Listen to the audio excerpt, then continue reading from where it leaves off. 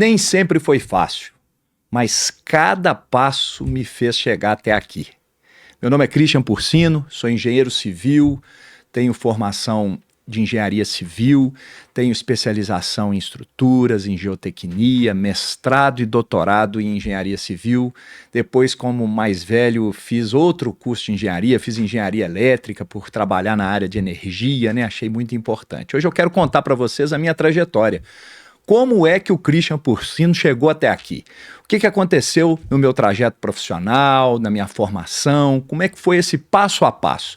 Quero contar para vocês cada detalhe que me fez chegar até esse momento aqui agora, de compartilhar informação, que eu gosto de compartilhar, ensinar outros engenheiros, passar informação para outros engenheiros para que possam desenvolver.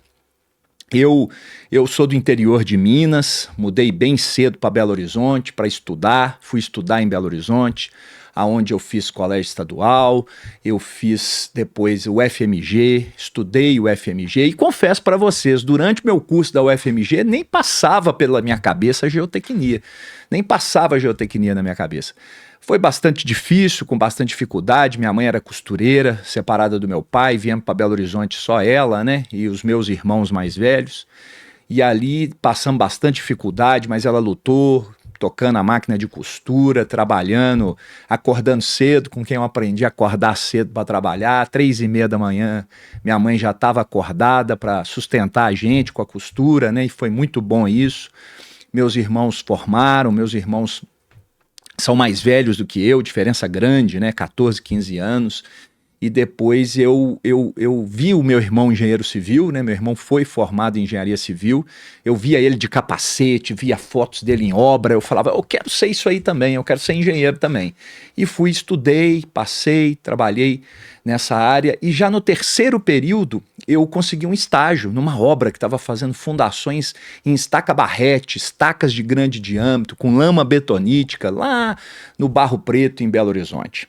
E lá eu tive a oportunidade de ter essa primeira visão de fundações na execução. Acompanhei o projeto, as armaduras, os ensaios, foi até prova de carga bidirecional lá, diferente, completamente diferente, na época já, né, sendo executado isso.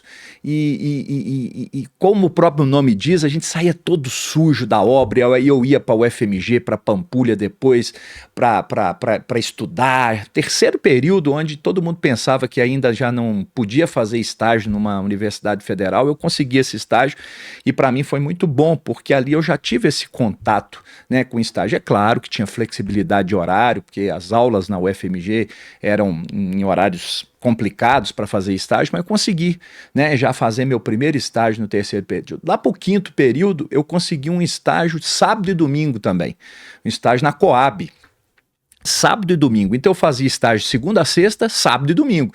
Eu trabalhava já muito desde o quinto período, né? E por volta do sexto período eu tive uma oportunidade de fazer estágio numa multinacional. Essa multinacional chegou na universidade fazendo um exame seletivo e lá eu tive a oportunidade de concorrer a uma vaga para engenheiro de fundações de linha de transmissão. Estagiário de engenharia de fundações de linha de transmissão. E eu abracei essa oportunidade e ali caí, né, nessa área de fundações. Eu passei no processo seletivo, fui selecionado, abracei aquilo com toda a minha força, com toda a minha garra, comecei a pesquisar, a trabalhar. Todo mundo sabe que a parte de fundações a gente só vê lá para o nono período, a gente vê solos 1, 2 no início, no meio da faculdade, mas a gente vai ver fundações só lá para o nono, 10º período, só no final da faculdade que a gente vê fundações. Então eu tive que aprender muita coisa antes. E chegou no nono período, isso já trabalhando, projetando, né? Chegou no nono período, eu tive um excelente professor, o professor Wagner, um excelente professor, fez eu me apaixonar mais ainda por fundações, me fez sonhar até em dar aula de fundações um dia, porque ele era um professor excelente, né?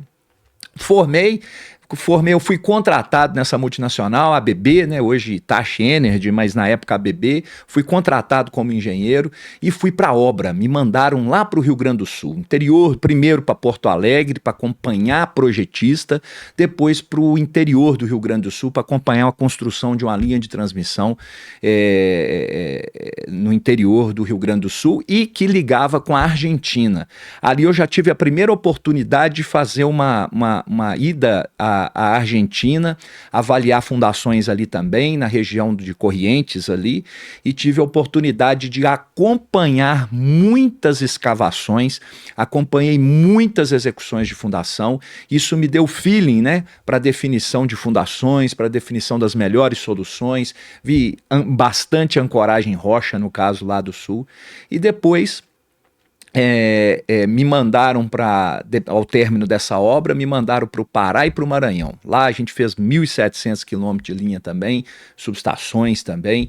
Eu tive a oportunidade de acompanhar até 2003. Quando chegou em 2003, voltei para o escritório central em Betim, Belo Horizonte, e lá eu pude desenvolver projetos. E nesse momento eu falei, cara, eu preciso voltar a estudar, né? Eu preciso me aprimorar nos estudos. Eu não posso ficar só com a parte teórica, só com a parte técnica, prática de projeto. Eu tenho que me aprofundar. Eu senti essa necessidade de me aprofundar. Eu já estava casado, eu casei em 2002, então eu já estava casado, precisei realmente da compreensão da minha esposa nesse momento, porque eu ia voltar a estudar à noite, né? Então comecei a fazer especialização, depois da especialização comecei, o meu chefe na ABB, ele era muito flexível, Rogério Guimarães, cujo nome eu honro aqui agora. Ele me deu a oportunidade na época de fazer o mestrado no horário do trabalho, né? E claro, compensando as horas em outro momento, mas me deu essa oportunidade, já que os horários das aulas de mestrado eram de tarde, da parte da manhã, no horário comercial, né? E fui fazer o mestrado, fiz mestrado, defendi minha dissertação na área de fundações, com muitos ensaios de tração que a gente já começou a pensar nessa história de projeto baseado em probabilidade, em confiabilidade, né? Já trabalhando nisso. Emendei com o meu mestrado, né? A história até engraçada, né? Fui entregar minha revisão da minha dissertação, e falei com a responsável lá, Inês, né, da secretaria lá. Falei, ô Inês, tá aí, ó, nunca mais eu volto aqui. Ela falou, acho que você volta, olha aqui a inscrição. Isso era um 31 de janeiro. Olha a inscrição aqui pro doutorado. Falei, não, que isso, Inês, eu sofri demais já com esse mestrado, não vou fazer não, dia 31 de janeiro, né? E aí eu desci, fui despedir da minha orientadora, a professora Sofia. Falei, Sofia, tchau, até mais. Você acredita que a Inês estava me provocando lá para fazer doutorado? Aí ela falou, por que você não faz? É muito fácil fazer um projeto dando continuidade ao que você estudou. Eu fui tomar um café, comi um pão de queijo, né? E voltei. Falei, tá bom, professora, vamos fazer, não custa nada. Eu até não acreditava eu acreditava que eu não ia passar, né? E surpreendentemente, dia 8 de fevereiro, eu estava já começando as aulas no doutorado. Eu já tinha passado e comecei as aulas no doutorado. E era uma loucura, porque eu era funcionário, CLT, trabalhava numa multinacional, tinha que fazer meus deveres, né, meus trabalhos de escola. E aí que eu comecei a acordar 2 horas da manhã, 3 horas da manhã, trabalhava, estudava até às 6, aí pegava o ônibus, ia para o trabalho e dando sequência a isso tudo sem perder o foco. Continuei trabalhando e estudando ao mesmo tempo. E nunca foi fácil, né? Nunca foi tranquilo, né? E aí, seguindo na carreira, chegou um momento que a própria ABB decidiu fechar as suas estruturas em Belo Horizonte, em Betim, né? A decisão estratégica foi vendida e nesse momento eu tive a oportunidade de me mudar para Guarulhos, para continuar na ABB, só que a ABB é área de subestação, para Guarulhos. E como um mineirinho ainda bem medroso com as coisas, né? Eu não queria mudar de Belo Horizonte, ainda mais para ir para São Paulo, né? Ficava pensando assim, nossa, que complicação que ia ser esse negócio, né? E aí eu parti, fiquei 1 mês em Guarulhos e aí fizeram a proposta para mim de continuar lá. Aí eu não aceitei, mas aí eles me deram uma grande oportunidade. Falaram, abre uma empresa para você e continua prestando consultoria para nós. E aí nasceu a Adonai Engenharia, minha empresa, né? Eu abri um CNPJ para prestar serviço para a própria ABB em consultoria, em projeto de fundações, né? Projetos civis. de Belo Horizonte, da minha casa. Comecei meu home office assim, né? Na sequência, começou a aparecer muitos projetos. E aí já me perguntaram, não seria legal você ter uma equipe, um projetista? E aí começamos, né? Estagiário, projetista, eu já dava aula na FUMEC, de Mecânica dos Solos e Fundações, e lá conhecia muito aluno bom, aí eu tive a oportunidade de conquistar alguns estagiários, tem um que está comigo até hoje, o Cristiano, e esse projetista que começou comigo, Neymar, está comigo até hoje ainda também, e ali começou toda essa história, né? Toda essa história da Adonai. E esse lado empreendedor foi muito assim, aos trancos e barrancos no início. Eu fui pegando projeto, fui fazendo, fomos entregando, e de repente eu aluguei uma sala próxima à FUMEC, por causa da logística de dar aula, né?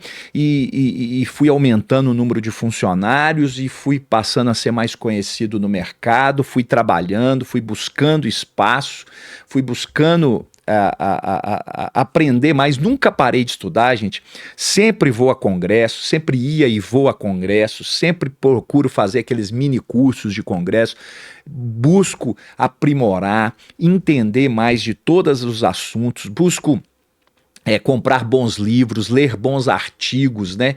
Frequentar congresso internacional, DFI, SuperPile nos Estados Unidos, e num desses congressos eu tive a oportunidade de conhecer uma empresa, foi em São Luís, conheci uma empresa nos Estados Unidos, e aquela pulguinha, né, de morar nos Estados Unidos cresceu aqui na minha orelha. Conversei com a minha esposa, nós batemos um papo, falamos, quem sabe a gente não consegue um visto para trabalhar nos Estados Unidos e a gente não vá, porque a empresa tá funcionando bem home office, né? Então eu consigo tocar a empresa da onde eu estiver. E podemos ter essa experiência americana. E entramos com um processo de visto e conseguimos o visto. E quando eu consegui o visto, a gente foi como a maioria dos brasileiros vão, né? A gente foi para Orlando, só que quando a gente já pousa em Orlando, as oportunidades começaram a surgir. E essa empresa lá da região de São Luís, no Missouri, me chamou para trabalhar com estacas helicoidais e blocos metálicos lá, e eu abracei essa oportunidade, graças a um grande amigo que hoje é diretor dessa empresa lá, brasileiro também. Ele me abriu essa oportunidade e lá a gente conseguiu desenvolver um trabalho muito bom de estacas metálicas helicoidais com aplicação de blocos de coroamento metálico. Foi uma experiência muito boa para mim, para a família, pessoalmente, morar em outro país, morar numa região puramente americana mesmo, ver neve, né? Passar frio, chegou a sensação térmica de menos 33, é um negócio que hoje a gente nem consegue imaginar o que é isso, né? Mas passamos por isso lá, apesar que as casas lá são bem calafetadas, né? Dentro da casa você fica de camiseta tranquilamente, lá fora menos 33, né? E fomos para os Estados Unidos, meus filhos estudaram lá, tiveram essa experiência de pegar o ônibus amarelinho, né? Minha esposa teve a experiência de morar nos Estados Unidos e eu tive a experiência de trabalhar numa empresa americana, né? E lá eu percebi claramente por que eles gostam tanto de brasileiro, né? A primeira coisa que me perguntaram, né, foi com o que eu trabalhava em fundações. Eu falei, eu trabalho com todo tipo de fundação. Aí já regalaram o olho, mas isso aqui não é comum, né? Ou o cara é especialista em estaca metálica helicoidal, ele é especialista em sapata, ou ele é especialista em radier, e mais ainda, ou ele é especialista em fundação de ponte, de prédio alto, de casinha, etc.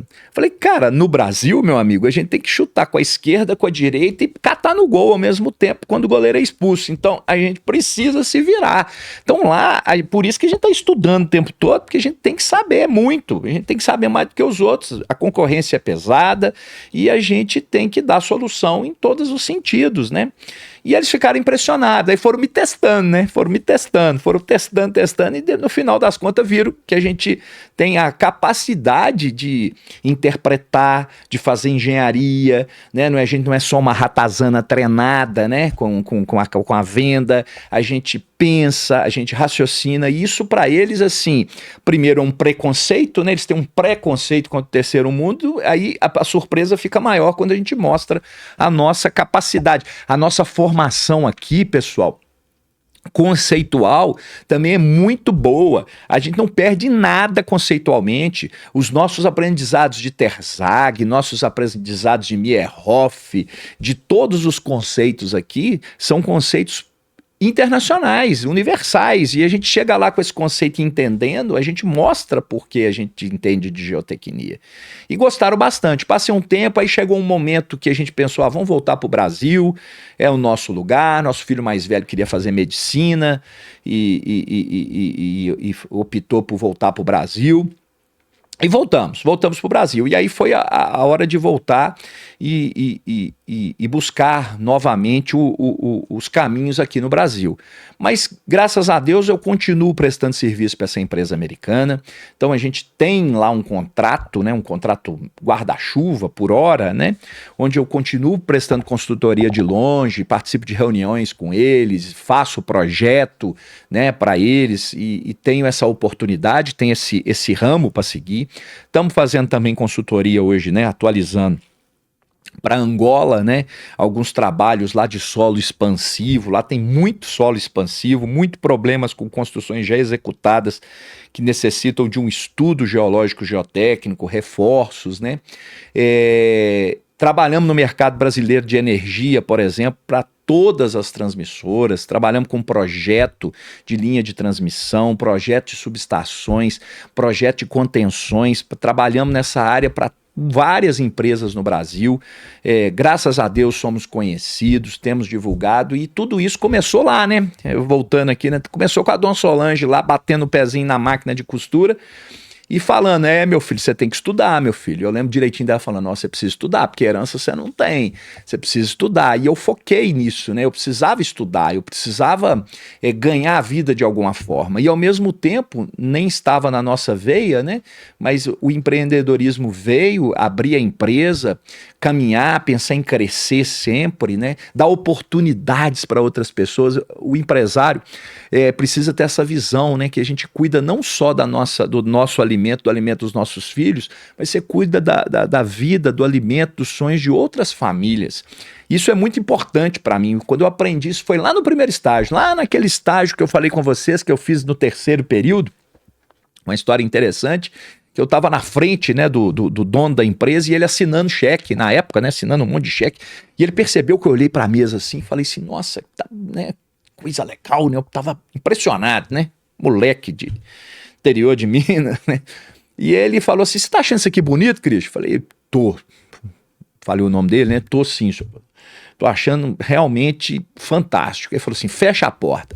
Aí ele fechou a porta, né? E falou assim, deixa eu te falar uma coisa. Você quer ter uma empresa na vida? Eu falei, quero. Aquele dia eu falei, eu quero ter uma empresa, eu quero ser dono de empresa, eu quero crescer, eu quero honestamente crescer, desenvolver, né? E ele falou, só vou te dar uma dica nessa história toda. Lembra o seguinte, quando você trabalha para os outros, você põe a cabeça no travesseiro, você só pensa na sua esposa e nos seus filhos, só isso. Você pensa aí, eu tenho que dar comida para minha esposa, para meus filhos.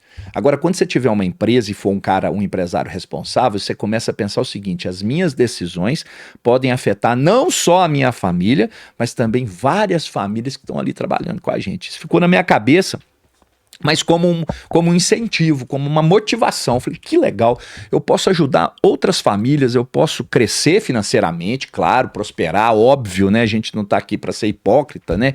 Crescer, ganhar as coisas, mas a gente pode ajudar outras pessoas. E é esse mais o intuito dessa nova fase da minha vida, onde lá em 2020, né, na pandemia, eu estava sozinho em casa, né? Sozinho não, né? Tá todo mundo em casa, né? Mas assim, lá no meu canto, né, fazendo minhas reuniões, meu projeto, eu falei, cara, tá pouco, eu não aguento ficar quieto aqui, tô ficando louco com essa pandemia, eu tava ficando louco, maluco com a pandemia, né?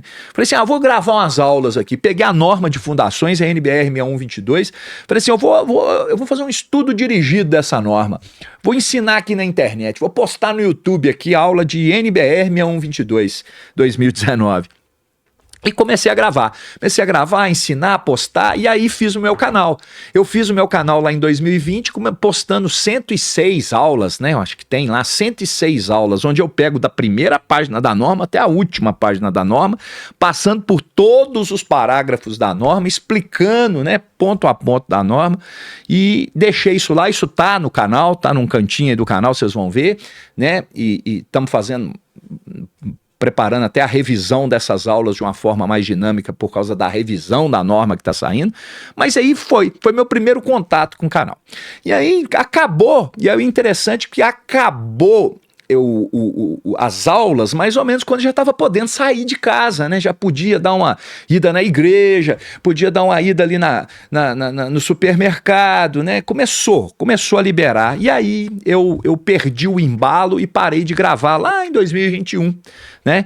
E tô retomando as gravações agora com esse intuito de compartilhar conhecimento, né? A gente precisa, né, de ter essa divulgação, conversar com profissionais, conversar com outras pessoas, contar das experiências técnicas, mas também das experiências pessoais, a experiência do dia a dia, os conselhos. A gente precisa escutar conselho das pessoas, o exemplo, mostrar, né, a luta que foi para eu chegar até aqui. Não foi fácil, né? Mas cada desafio me fez chegar até aqui. Cada passo que eu tenho na vida é uma marca que ficou em mim, mas que me fez mais profissional, que fez mais experiente, fez mais tarimbado. E assim é com todos que a gente vai entrevistar aqui no canal. A gente vai conversar com pessoas que têm de início de carreira até muita experiência, mas que passaram por várias coisas para demonstrar quão apertado é realmente ser um engenheiro.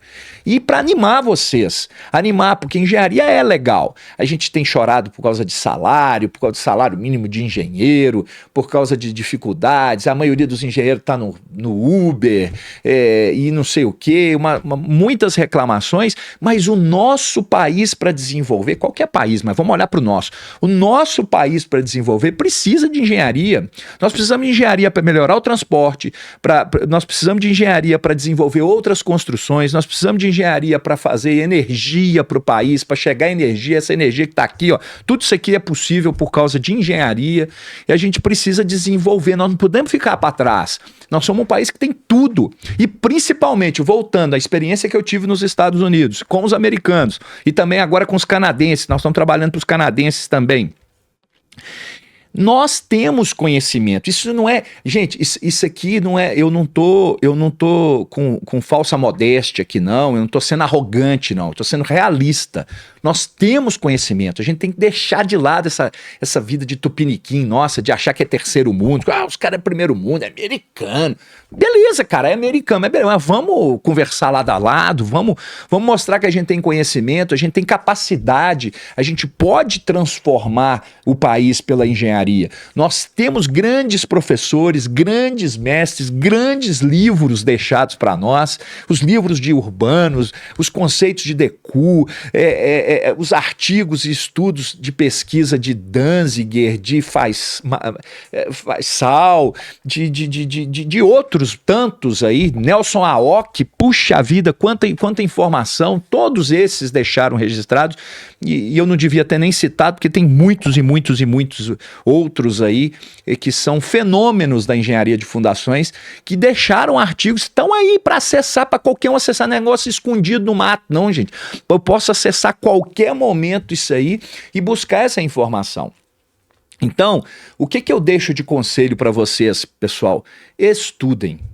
E esse estudar não necessariamente é o estudar do método tradicional, sala de aula, colegas um do lado do outro. Esse também é importante e é interessante, sim, mas a questão dos cursos online, a questão dos cursos, das pesquisas, hoje com a IA, gente, por favor, estudem IA, cara. IA já é presente, não é futuro não, já está acontecendo, a IA já é uma realidade. Hoje eu acesso norma técnica via um sistema que eu tenho, onde tem lá uma IA, e aí eu pergunto, critério de paralisação de sondagem, ele vai lá e busca na 6484 o critério para mim e comenta ainda.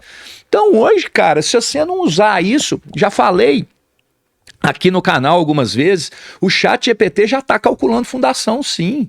Ele já está fazendo. Eu até mostrei exemplos para vocês de cálculos que o cara escolheu a mesma fundação que eu escolheria. Ele leu a sondagem e escolheu. É claro, gente, não é para a gente desesperar que isso vai substituir, mas ele vai ser um colega de trabalho. É um colega, eu preciso usar isso como ferramenta. Eu não posso ficar preconceituado. Esse cara tem coisa errada. Beleza, que bom que você viu que tem errado, mas tem coisa muito boa, ele te dá o caminho, é muita informação, então a gente precisa estar envolvendo com IA, a gente precisa estar em paralelo falando de BIM, já é passado BIM, né? Assim, passado no sentido que já se fala disso há muito tempo. A gente precisa usar BIM engenharia, a gente precisa aplicar isso nos nossos projetos e interligados à parte de orçamento, construção, todos as dimensões do BIM. Nós precisamos caminhar com isso. A gente precisa analisar as coisas de uma forma mais automatizada. A gente precisa valorizar os engenheiros de computação. O pessoal da TI está bombando em todas as áreas, todas, né? Precisa bombar aqui na engenharia também. A gente precisa sair um pouco das tão importantes planilhinhas do Excel, são fundamentais, ganha-pão nosso, né, pessoal? Faz a gente ganhar o nosso pão de cada dia, mas tem coisa melhor aí. Essa inteligência artificial acoplada ao BIM vai nos dar resultados surpreendentes. Nós vamos conseguir automatizar a nossa vida, nós vamos conseguir automatizar no sentido de confiabilidade da situação, né? É uma parte que a gente precisa estar realmente visualizando sempre, né? De análise, de cálculo, de dimensionamento, de entendimento. Então estudem, aprendam essas ferramentas, é fundamental, mas não desanime não, estuda, eu te garanto, se você acordar cedo, dormir tarde, estudar, você vai se dar bem, cara. É questão de tempo, é uma questão de ter paciência, longanimidade, precisa ter paciência, porque é uma situação que vai acontecer. Essa história de que Deus ajuda quem cedo madruga é verdade, a gente só precisa, e aí é o ponto, é um ponto importantíssimo, saber gastar esse tempo, porque não adianta você acordar 3 horas da manhã e dormir às, sei lá, meia-noite e não saber virar uma ratazana treinada, só uma claro, aí você vai ser um operador braçal. Não, eu tô falando com engenheiros e engenheiras, eu tô falando com quem tem o conhecimento técnico e a capacidade de inovar, a capacidade de transformar a natureza em coisas que vão ajudar o ser humano de uma forma fantástica. Então, nós precisamos ter tempo para pensar, e aí por isso que eu sou a favor de IA, sou a favor de automatizações, porque o dia a dia, gente, aquele cálculo que é feito a mesma coisa, do mesmo jeito, da mesma forma, isso tem que ser feito pelo computador. Eu não posso perder tempo com isso mais não, eu tenho que estar pensando na próxima tecnologia, eu tenho que estar pensando na próxima pesquisa. Isso também, vamos nos unir às universidades, pesquisa e desenvolvimento, vamos nos envolver com essas coisas, incentivar a universidade a fazer estudos úteis para a indústria, úteis para nós do trabalho. Vamos envolver com professores de universidade, eles estão aí, estão aptos, estão sedentos por estudos reais da indústria, né? Vamos nos envolver com isso, fazer um mestrado, mas um mestrado não só para falar que sou mestre, mas um mestrado que realmente, o cara fez um estudo, uma dissertação que realmente contribuiu para a geotecnia, contribuiu para a área de fundações, contribuiu de forma diferenciada para tudo. Vamos trabalhar nesses conceitos. Vamos buscar técnica, aprenda línguas, cara. Hoje não tem. Você tem que ter um tempo, cara. Separa um tempo do seu dia. Você tem que falar inglês, você tem que falar. Você tem que isso aí é uma coisa que não precisava nem de eu estar falando aqui, mas estou falando. Você tem que falar línguas, cara. Não tem outro jeito. Você tem que ler artigo. Você tem que ir num congresso, igual eu estou te falando, de SuperPile, de DFI e outros, né? Você tem que ter contato. As portas abrem de uma forma que a gente nem acredita. E eu não estou falando de professor de inglês, não. Eu estou falando de você entender, saber se comunicar, ter coragem para se comunicar. E aí você precisa estudar, né? Você precisa se envolver com outras línguas, né? Eu estou planejando ir para a China no próximo ano para participar de uma feira lá na China, exatamente com essa visão. Ó, o que tem na China de novo? Como é que é essa China? Como é que é China, né? Como é que é China? A gente ouve falar. Tô indo, vou em congresso nos Estados Unidos, ao mesmo tempo vou para Angola prestar consultoria, ao mesmo tempo vou para o interior do Piauí acompanhar a escavação, mas a gente tem que estar aberto, cara. Tem que cuidar da saúde, cara. Você tem que cuidar da saúde, alimentação, atividade física é fundamental para o cérebro funcionar. Você acha que eu acordo 4 horas da manhã? Por quê? É porque eu faço malhado, eu malho 6 vezes por semana, eu malho 2 horas por dia. Cara, é bom, é gostoso? Não. Eu vou falar com vocês aqui agora, olhando. Eu não gosto de malhar, eu não gosto, mas eu sei que é preciso. E o resultado eu gosto. Gosto de ficar forte, gosto dos outros me parar na rua. Uai, que você era gordo? E eu era um obeso de 140 quilos. 140 quilos que eu pesava. Até um dia, meu filho, na cozinha, né? Isso é uma história boa de ser contada, né? Principalmente para os pais e mães que estão me acompanhando. Aí meu filho estava ficando obeso também. E ele na cozinha, de costa, não me viu. Falou com a mãe dele assim, a mãe sempre pega pesado na alimentação, né? Sempre foi fininha e comia bem, né? E ele vira para a mãe dele, para minha esposa, meu filho, e fala, eu não, mamãe, olha o papai. E aquilo me pegou, cara. Eu olhei e falei assim, ó, o exemplo, né, cara? O exemplo. Aí eu estendi a mão pra ele e falei assim, filho, vamos começar? Vamos começar a partir de agora? Vamos? Agora? Vamos começar? Aí ele deu a pancada final. Ele pegou na minha mão, olhou no meu olho e falou assim, o senhor não dá conta. Aí foi a pancada, né? Quando eu falei assim, agora, ou eu dou conta, ou eu não vou ter moral mais nunca com meu filho. Passou na minha cabeça. Eu apertei mais forte a mão dele, falei, vamos. E desse dia em diante eu passei a malhar, passei a segurar a onda na comida, comecei a cuidar da minha saúde, suplementar, fui em médico, nutrólogo, nutricionista, fui procurar e cuidar da saúde. Sabe por quê? Porque isso gera tempo de qualidade pra gente. Você não fica preguiçoso, você fica melhor em todas as áreas da sua vida. Isso é importante. E cuidar de leituras, gente. A gente precisa ler coisas. O engenheiro às vezes é muito bitolado. Não, Cristian, então entendi, eu vou estudar. Beleza, eu vou entrar nos livros de mecânica dos solos aqui, nas normas de fundações. Beleza, é isso mesmo. Vai entrando nas normas de fundações, entra no entendimento do solo, nas caracterizações, nas pesquisas, nas especializações, nos mestrados, nos doutorados, beleza. Tá erradão. Mas não fica só nisso. Leia outras coisas. Aprenda a administrar o seu dinheiro, o seu tempo. Aprenda a gerir todas essas coisas, né? Você precisa governar a sua vida. Você não pode ficar aí, deixa a vida me levar. Não me desculpe o poeta, mas esse negócio de deixa a vida me levar aí é muita irresponsabilidade sua. Se você é casado, você tem uma família. Se você ainda não é, você tem que ter condições para um dia ter. Então, tudo isso bate lá na frente, né? Então, a gente sabe que o caminho não é fácil, mas cada desafio vai levar a gente para algum lugar. E a gente precisa ter isso bem claro na nossa mente.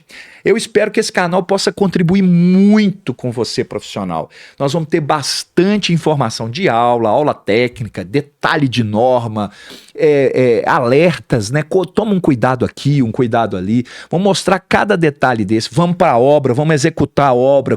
Qual que é o problema que pode ter? Estacas todos os tipos, helicoidal, hélice contínua, raiz, sapata, estaca escavada, pré-moldada, metálica, tudo isso. A parte técnica, nós vamos fazer aqui. Eu estou buscando pessoas para estar entrevistando, para principalmente buscar delas esse caminho. Como é que eles caminharam até aqui? Claro, vou pedir dica de algum... Quer dar uma dica para nós de fundações, uma dica de geotecnia, uma dica de projeto? Claro, vai estar lá nas perguntas. Mas muito dessas perguntas que eu vou fazer também é sobre a vida delas. Como é que elas chegaram até ali? Não foi uma mágica. Então cada um tem um passo e isso eu quero compartilhar com vocês aqui, a vida das pessoas. Como é que esse cara que é fera em geotecnia, em fundações, como é que ele chegou até ali? Como é que ele virou professor? Como é que ele virou um especialista, um consultor? Por que ele escolheu essa área? Vamos falar de inteligência artificial, vamos falar de IA, vamos falar de BIM, vamos falar de norma, vamos falar de vida e vamos falar de caso a caso aqui. Vamos demonstrar cálculos, dimensionamentos, vamos falar de tudo isso. Mas principalmente vamos falar compartilhar informação. O intuito é realmente compartilhar. A gente tem muito a construir, mas cada passo é formado com boas fundações. Então a gente precisa cuidar da base. A gente precisa cuidar do solo, a gente precisa cuidar do que a gente está colocando no solo como base da estrutura. A estrutura pode ser gigantesca, pequena, bonita, feia, quadrada, redonda, Niemeyer, quadradão, conjunto habitacional, mas com uma fundação bem feita, ela vai parar de pé. E assim também é na nossa vida. Nós precisamos ter uma base sólida. Tá bom, pessoal? Deixa o seu like, compartilha esse vídeo. Comprometo com vocês que vão ter mais e mais vídeos muito interessantes. Inscreva-se no canal se você não é inscrito. Vamos compartilhar informação. Espero contar com você por mais e mais vídeos. Um abraço!